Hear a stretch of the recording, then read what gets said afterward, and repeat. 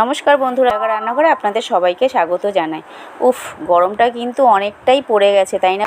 এই গরমে ফুলকপি বাঁধাকপি আর যে ভালোই লাগছে না, কিন্তু কি করব, একটা ফুলকপি যে আমার বাড়িতে রয়েই গেছে, তাই ভাবতে ভাবতে বাদাম দিয়ে ফুলকপি দারুণ একটা রেসিপি বানিয়ে আপনাদের সাথে আজকে শেয়ার করলাম। চলুন, ফুলকপি ও দুটো আলুকে ছোট ছোট করে কেটে একটু ধুয়ে নেব। তারপরে কড়াইতে তেলটা যখন গরম হয়ে যাবে তখন সাদা জিরে শুকনো লঙ্কা ফোড়ন দিয়ে বেশি করে কুচানো পেঁয়াজ দিয়ে দেবো।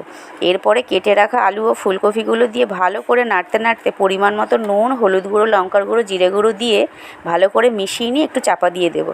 তারপরে সামান্য একটু ভাজা ভাজা হয়ে গেলে অল্প টমেটো সস ও চিনেবাদামের শুকনো পেস্ট করে রাখা গুঁড়োটা দিয়ে মিশিয়ে নেব। তারপরে চিনি, গরম মশলা, সামান্য জল দিয়ে চাপা দিয়ে দেবো।